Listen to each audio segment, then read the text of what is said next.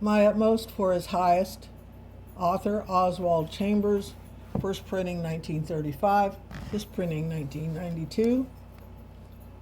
The Master will judge. We must all appear before the judgment seat of Christ, 2 Corinthians 5:10. Paul says that we must all, preachers and people alike, appear before the judgment seat of Christ. But you will learn here and now live under the scrutiny of Christ's pure light. Your final judgment will bring you only delight in seeing the work God has done in you.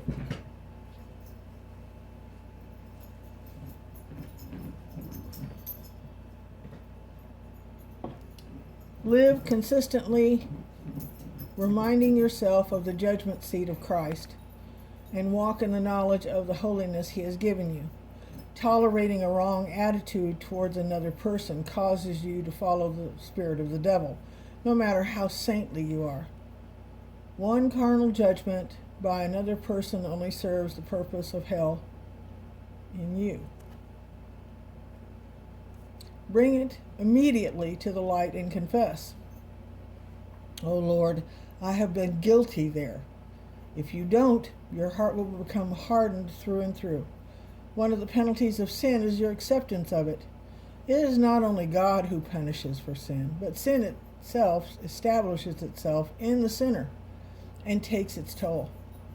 No struggling or praying will enable you to stop doing certain things.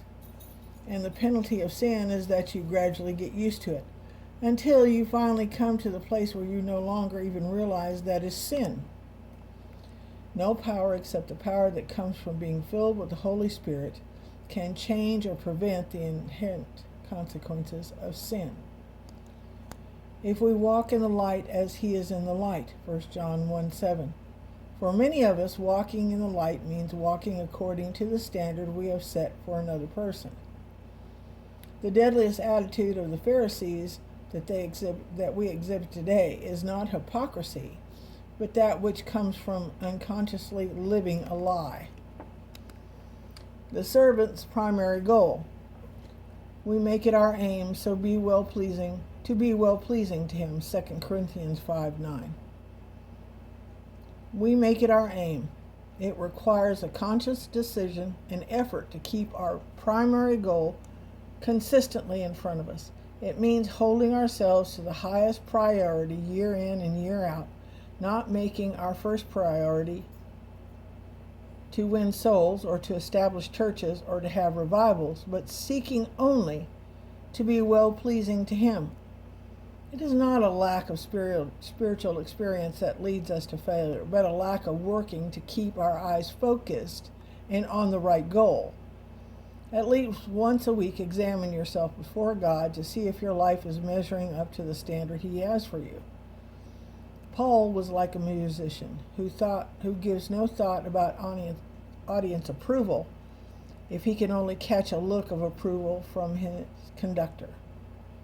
Any goal we have that diverts us even to the slightest degree from the central goal of being approved by God, 2 Timothy 2:15, may result in our rejection from further service for Him. When you discern where the goal leads, you will understand why it is so necessary to keep looking unto Jesus. Hebrews 12:2. Paul spoke to the importance of controlling his own body so that it would not take him in the wrong direction. He said, I discipline my body and bring it in subjection, lest I myself should become disqualified. 1 Corinthians 9:27. I must learn to relate everything to the primary goal, maintaining it without interruption. My worth to God publicly is measured by what I really am in my private life. Is my primary goal in life to please Him and to be acceptable to Him, or is it something less, no matter how lofty it may sound?